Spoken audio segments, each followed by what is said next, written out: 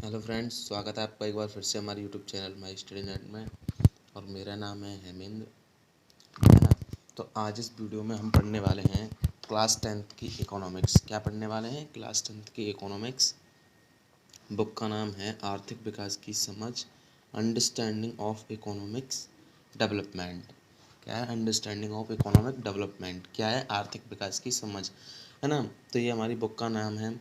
तो देखिए, सबसे पहले हम क्या करते हैं, आपको तो पता ही है कि हम चैप्टर को शुरुआत न करके, पहला चैप्टर आपका डेवलपमेंट है ना। डेवलपमेंट से को समझने से पहले हम समझते हैं इकोनॉमिक्स, यानी ये अर्थशास्त्र होता क्या है ना। ये सबसे पहले हमको क्या पता होना चाहिए कि हमको अर्थशास्त्र के बारे में पता होना चाहिए ना, कि हमारी बुक का नाम क्या है ना।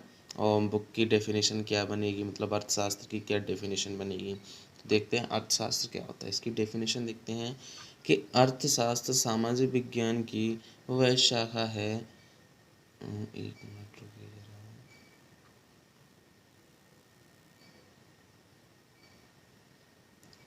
अर्थशास्त्र सामाजिक विज्ञान की वह शाखा है जिसके अंतर्गत वस्तुओं और सेवाओं के उत्पादन, वितरण, विनिमय और उपभोग का अध्ययन किया जाता है। उसे हम अर्थशास्त्र कहते हैं। क्या कहते हैं, एक बार फिर से समझते हैं कि अर्थशास्त्र सामाजिक विज्ञान की वह शाखा है जिसके अंतर्गत वस्तुओं और सेवाओं, यानी जो वस्तुएं होती हैं ना, जो मतलब वस्तुएं होती हैं उनसे सेवाएं, उनका उत्पादन, वस्तुओं के उत्पादन से, वस्तुओं के वितरण से वस्तुएं कहाँ कहाँ पाई जाती हैं, है ना, और उनके उपभोग का अध्ययन किया जाता है। उसे हम क्या कहते हैं? उसे हम अर्थशास्त्र कहते हैं। ठीक है, अंडरस्टैंड। चलिए बढ़ते हैं आगे। अब देखते हैं कि ये अर्थशास्त्र किस भाषा का शब्द है ना। ये जो अर्थशास्त्र है ये ग्रीक भाषा का शब्द है, या फिर हम ऐसे कह सकते हैं कि अर्थशास्त्र ग्रीक भाषा के दो शब्दों से मिलकर बना है। या फिर हम ऐसे भी कह सकते हैं कि अर्थशास्त्र ग्रीक भाषा से लिया गया है ना। तो ग्रीक भाषा के कौन कौन से वो दो शब्द हैं जिनसे अर्थशास्त्र को लिया गया है? अर्थ प्लस शास्त्र, यानी अर्थ धन शास्त्र। क्या होता है? अर्थ धन शास्त्र, जिसमें अर्थ का मतलब होता है धन और शास्त्र का मतलब होता है अध्ययन। क्या होता है? अध्ययन। इसमें क्या हो जाएगा, इसका मतलब फुल नेम हो जाएगा धन का अध्ययन, है ना। क्या हो जाएगा? धन का अध्ययन। अब कह सकते हैं हम कि सामाजिक विज्ञान की वह शाखा जिसके अंतर्गत धन का अध्ययन किया जाता है उसे अर्थशास्त्र कहते हैं। क्या कहते हैं? अर्थशास्त्र कहते हैं। अब ये धन का अध्ययन कैसे किया जाता है, यानी जैसे धन से रिलेटेड कोई भी चीज़ है ना। जैसे धन से रिलेटेड क्या हो गया, हमारा कार हो गया, है ना, मकान हो गया। तो ये क्या है? सब धन से रिलेटेड चीज़ें हैं ना। तो ये हो गया हमारा, ठीक है, अर्थशास्त्र। अब बात करते हैं कि फादर ऑफ इकोनॉमिक्स, यानी इकोनॉमिक्स के जनक कौन है। इकोनॉमिक्स के जनक कौन है? जैसे कहते हैं ना कि पिता कौन है इसके, जैसे कोई लड़का है उसके पिताजी पूछते हैं ना, तो ऐसे ही है इकोनॉमिक्स के फादर कौन है, यानी फादर ऑफ इकोनॉमिक्स, या हम इनको जनक भी कह सकते हैं। ठीक है, तो क्या हो जाएगा? तो ये हो जाएगा अदम स्मिथ। कौन है इकोनॉमिक्स के फादर ऑफ इकोनॉमिक्स? कौन है? Adam Smith. क्लियर। चलिए बढ़ते हैं चैप्टर की ओर, देखते हैं। देखो, अब आता है हमारा विकास। क्या? डेवलपमेंट, है ना। डेवलपमेंट आता है। अब इसको हम डिफाइन कैसे करेंगे डेवलपमेंट को? अब इसको डिफाइन करने से पहले हम ये समझते हैं नॉर्मली कि विकास होता क्या है। जैसे कि कोई मनुष्य है ना, तो उसके जीवन में क्या, वो क्या चाहेगा अपने विकास के लिए, कि मतलब अच्छी पढ़ाई मिले, है ना, उसके बच्चों के लिए। उसका मतलब जो आसपास का जो स्वास्थ्य है, मतलब स्वास्थ्य का मतलब ये नहीं है कि उसी का स्वास्थ्य, ये है कि मतलब जो स्वास्थ्य से संबंधित जो वस्तुएं होती हैं, जैसे चिकित्साएं, है ना, वो अच्छी हों, उसको रोजगार मिले, है ना। तो ये क्या होता है? ये विकास होता है। अब जैसे इसकी डेफिनेशन देखते हैं कि मानव विकास के लिए स्वास्थ्य, शिक्षा, रोजगार में वृद्धि होना विकास कहलाता है ना। अब स्वास्थ्य शिक्षा में सुधार हो रहा है, या स्वास्थ्य शिक्षा में, यानी स्वास्थ्य में सुधार हो रहा है। स्वास्थ्य में सुधार से मतलब ये है कि जो वहाँ की जो स्वास्थ्य यानी चिकित्सा जो सुविधाएं हैं वे लगातार बढ़ रही हैं, मतलब अच्छी हो रही हैं, है ना। तो वो हो जाएगा स्वास्थ्य। शिक्षा है, अब शिक्षा का जो है ना, शिक्षा अच्छी हो रही है वहाँ पे, अच्छी मतलब शिक्षा मिल रही है उसके बच्चों के लिए, है ना। और रोजगार में वृद्धि, और क्या है कि भाई साहब लो फैमिली वाला क्या चाहेगा, मतलब मिडिल क्लास फैमिली वाला या लो क्लास फैमिली वाला क्या चाहेगा कि उसको ज़्यादा से ज़्यादा क्या मिले, रोजगार मिले, है ना। तो उसके लिए विकास होता है, ठीक है, क्लियर। अब बढ़ते हैं आगे कि विभिन्न श्रेणी के लोगों के लिए विकास के लक्ष्य क्या होने चाहिए। अब भाई साहब यहाँ पर बात आती है कि विभिन्न श्रेणी के लोगों के लिए विकास क्या होना चाहिए, है ना। अब ये तो नहीं है कि मतलब श्रेणी के हिसाब से विकास को अलग अलग डिवाइड किया गया है। कैसे कि जैसे कोई भूमि निर्माण सॉरी भूमिहीन ग्रामीण मजदूर के लिए विकास क्या होता है। अब जैसे कोई किसान है, उसके पास भूमि नहीं है ना, यानी मतलब भूमि का मतलब समझते हैं उसके पास खेत नहीं है, रहने के लिए थोड़ी बहुत जगह है, तो उसके लिए विकास क्या होगा कि काम करने के अधिक दिन हो। साहब कह सकते हैं हम कि भूमिहीन ग्रामीण मजदूरों के लिए विकास कुछ और ही है। क्या है कि काम करने के लिए अधिक दिन, यानी वो क्या चाहेगा कि उसको ज़्यादा से ज़्यादा अधिक से अधिक दिन काम मिले, है ना, और बेहतर मजदूरी मिले। और वो क्या चाहेगा कि उसके लिए अच्छी से अच्छी मजदूरी मिले, है ना। और क्या चाहेगा, स्थानीय स्कूल उनके बच्चों को उत्तम शिक्षा प्रदान करें, यानी और वो क्या चाहेगा कि स्थानीय जो स्कूल हैं वो उनके बच्चों के लिए अच्छी से अच्छी शिक्षा प्रदान करें। या फिर ये चाहेगा कि मतलब जो गवर्नमेंट है वो हमारे यहाँ पे अच्छी से अच्छी मतलब शिक्षा की व्यवस्था करें, है ना, अच्छी ये फैसिलिटी भी दे हमें। और क्या चाहेगा, सामाजिक भेदभाव ना हो। और किसान क्या चाहेगा भाई कि हमारे साथ सामाजिक भेदभाव बहुत कम होना चाहिए। कम क्या, बिल्कुल होना ही नहीं चाहिए यार, मैं तो ये बोलता हूँ। हम हम 21वीं सेंचुरी में जी रहे हैं यार, पर अभी भी कुछ लोग ऐसे हैं जिनके साथ बहुत ही ज़्यादा भेदभाव किया जाता है।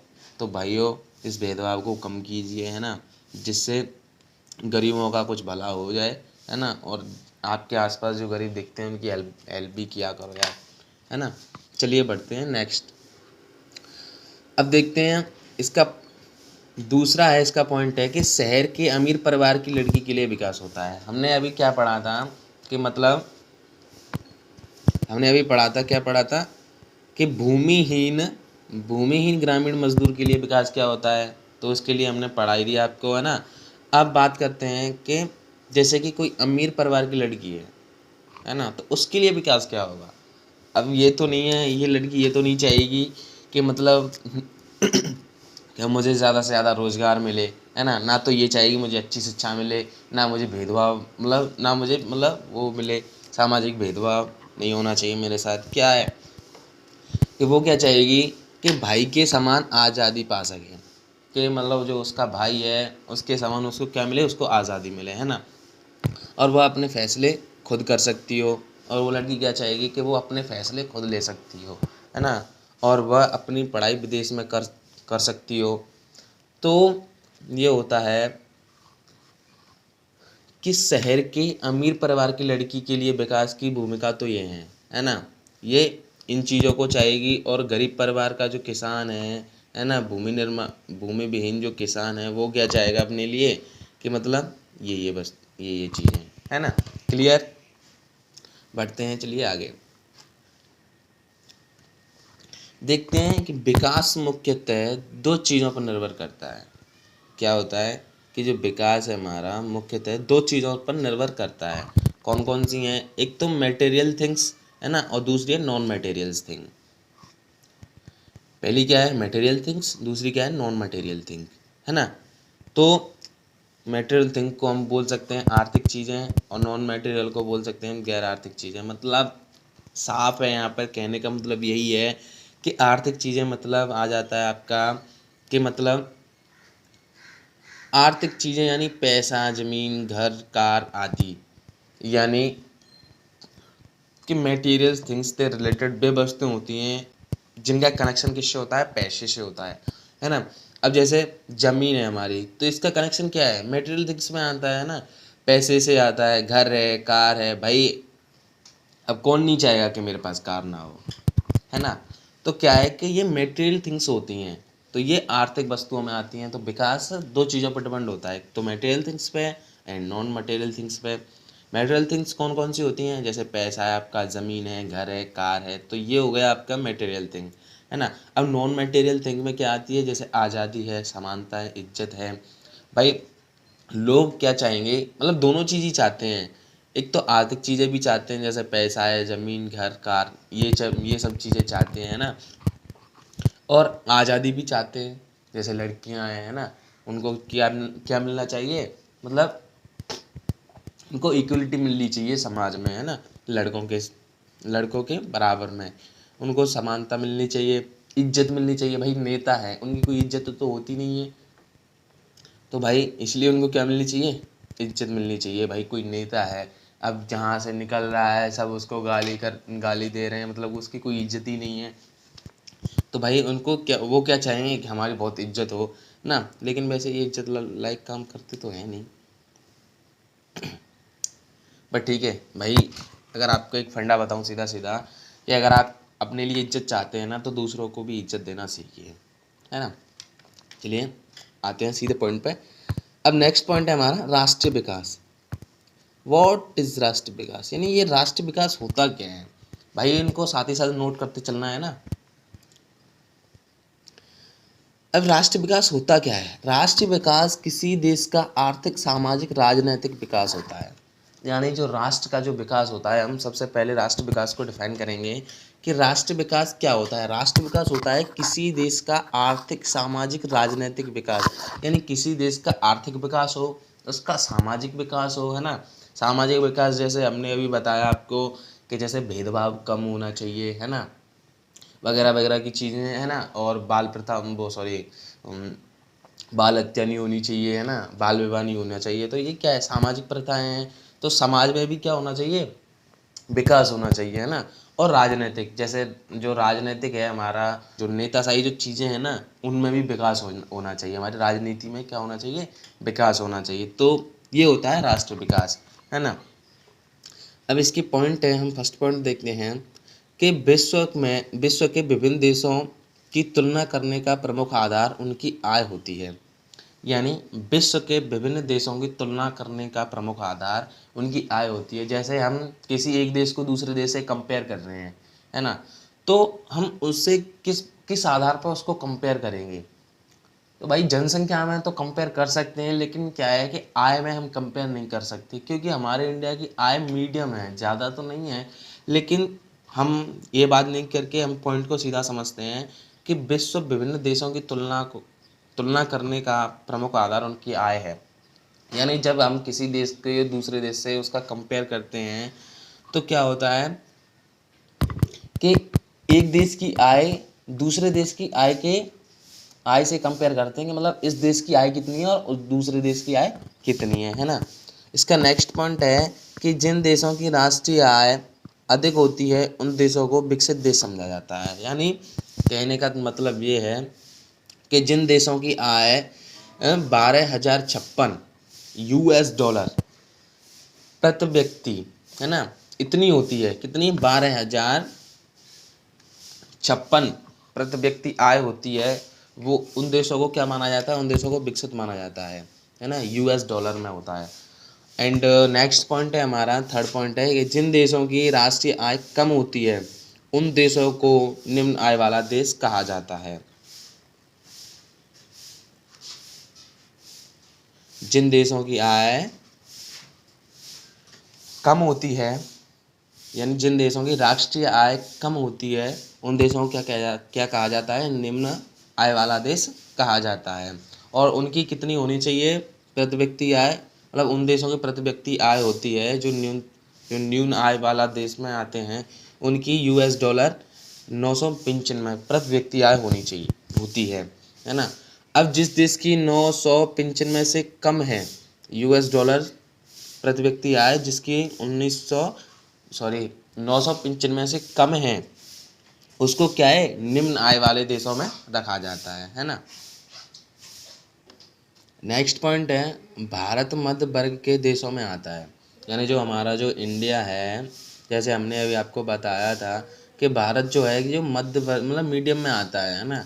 इसकी नेटवर्क कितनी है, सॉरी, इसकी प्रति व्यक्ति आय कितनी है, 1820 प्रति व्यक्ति आय है ना। यूएस डॉलर, यूएस के जो डॉलर हैं वह 8,000 सॉरी 1820 है प्रति व्यक्ति आय है ना। तो ये क्या है, मीडियम में आता है। ठीक है, अब यहाँ पे हम कुछ इम्पोर्टेंट पॉइंट समझते हैं।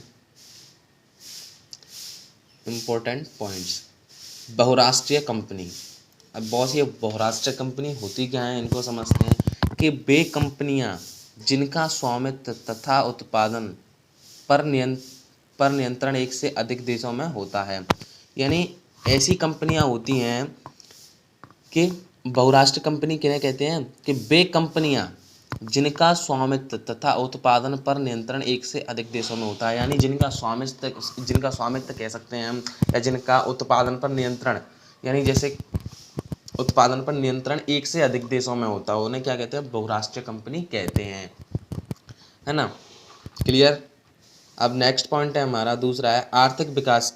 आर्थिक विकास, अब ये आर्थिक विकास होता क्या है, इसको समझते हैं कि आर्थिक विकास एक सतत प्रक्रिया है जिसके द्वारा राष्ट्रीय आय एवं प्रति व्यक्ति आय में दीर्घकालीन और निरंतर वृद्धि होती है।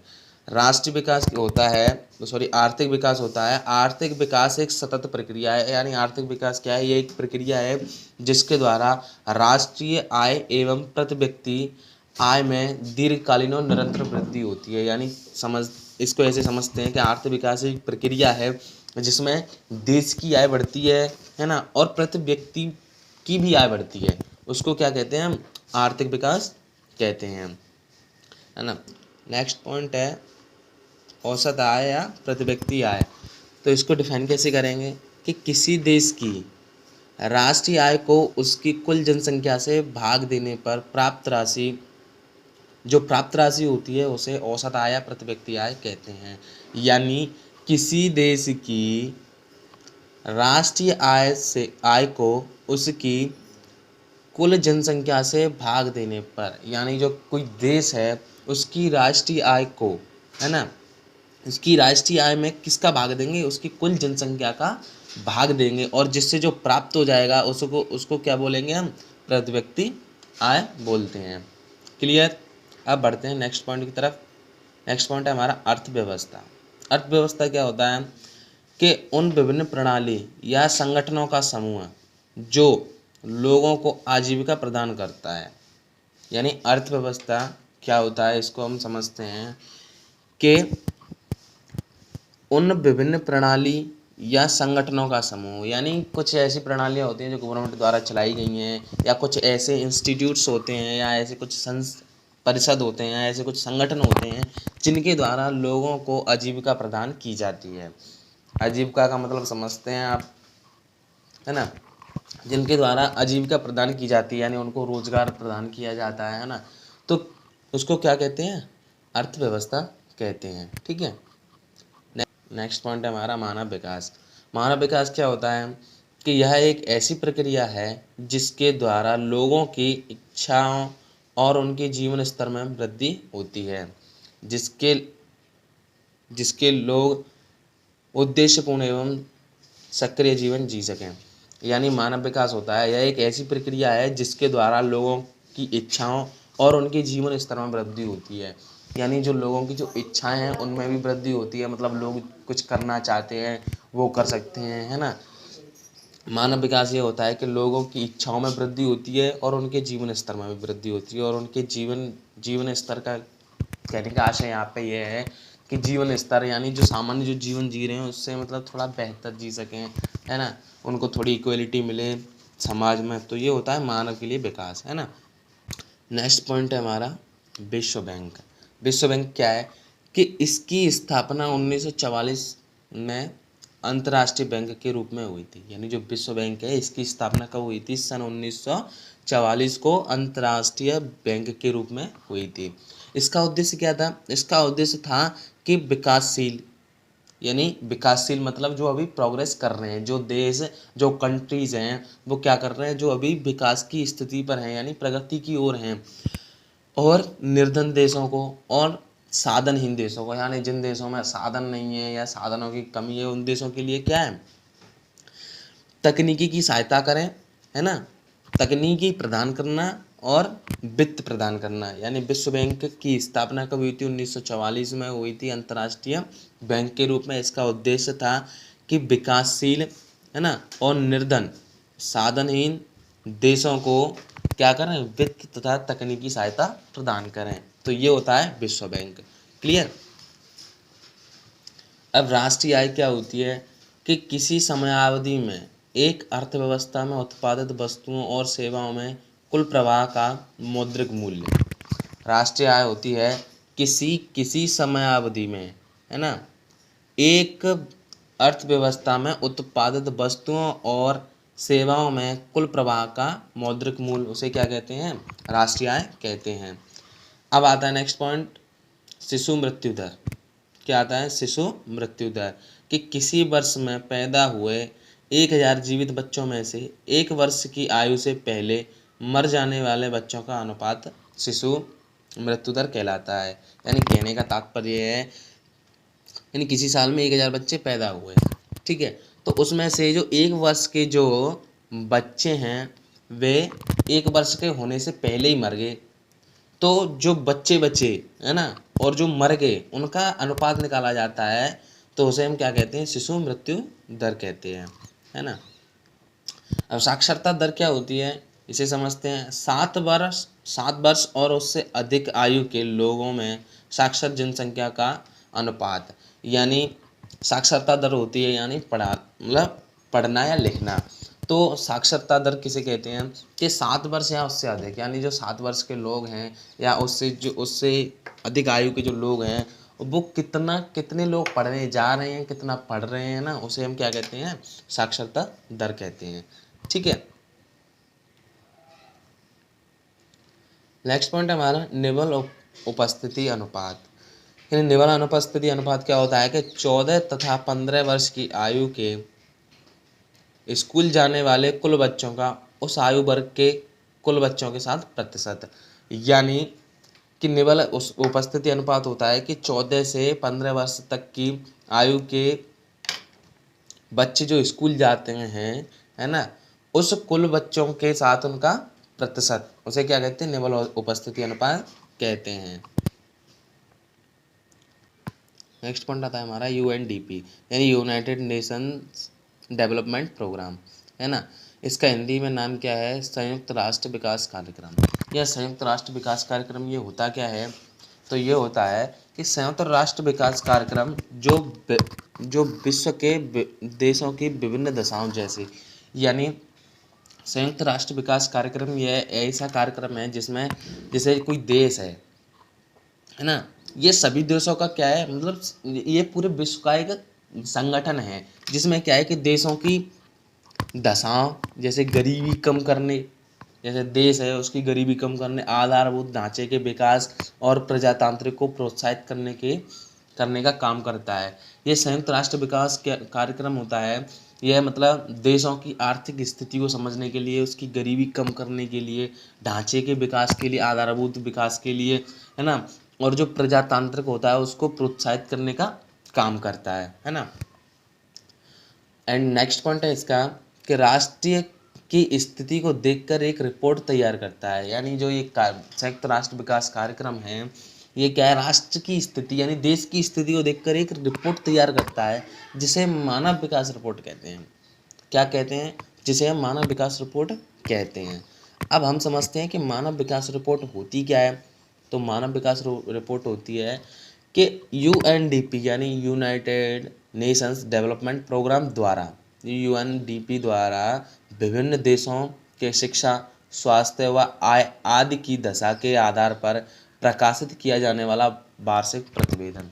यानी एक रिपोर्ट बनाई जाती है जिसमें क्या किया जाता है कि देश की शिक्षा का ब्यौरा लिखा जाता है, उसमें उसकी स्वास्थ्य का, उसकी आय की दशा लिखी जाती है ना, उसको क्या कहते हैं, मानव विकास रिपोर्ट कहते हैं। ठीक है, क्लियर। बढ़ते हैं नेक्स्ट पॉइंट।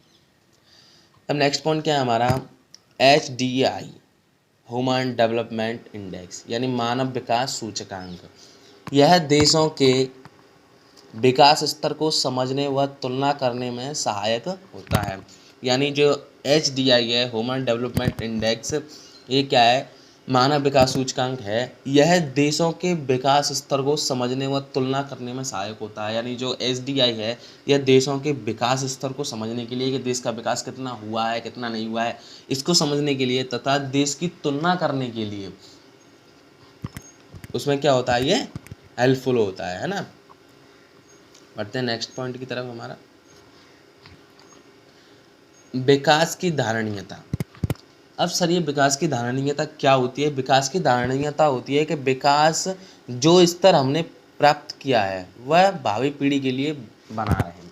यानी विकास की धारणीयता क्या है? विकास की धारणीयता है कि मतलब जो विकास स्तर, यानी ऐसा विकास स्तर जो हमने अपने लिए पाया है या हमने जो प्राप्त किया है, जो विकास स्तर हमने प्राप्त किया है वह भावी पीढ़ी के लिए बना। तो कैसी लगी आपको हमारी वीडियो, है ना? वीडियो अच्छी लगी हो तो भाई साहब लाइक कर देना और चैनल को सब्सक्राइब कर देना, है ना? वीडियो को शेयर कर देना ज़्यादा से ज़्यादा। और अगर किसी भी पॉइंट में आपको दिक्कत हो, है ना, तो भाई साहब कमेंट करके पूछ लेना, है ना? इसमें कोई दिक्कत नहीं है। कमेंट आप जितनी ज़्यादा कमेंट करोगे हमको उतना ही अच्छा लगेगा कि मतलब चलो बंदे पूछ रहे हैं, है ना, कि हमको ये लगना चाहिए कि हाँ मतलब पढ़ाई हो रही है और हमारा वीडियो बनाने का उद्देश्य पूरा हो रहा है ना। ज़्यादा से ज़्यादा शेयर करें और अगर आपको चैप्टर में कोई दिक्कत हो तो बता देना, ठीक है? हम आपको और अच्छे से समझाने की कोशिश करेंगे, ठीक है? बाय बाय, मिलते हैं नेक्स्ट वीडियो।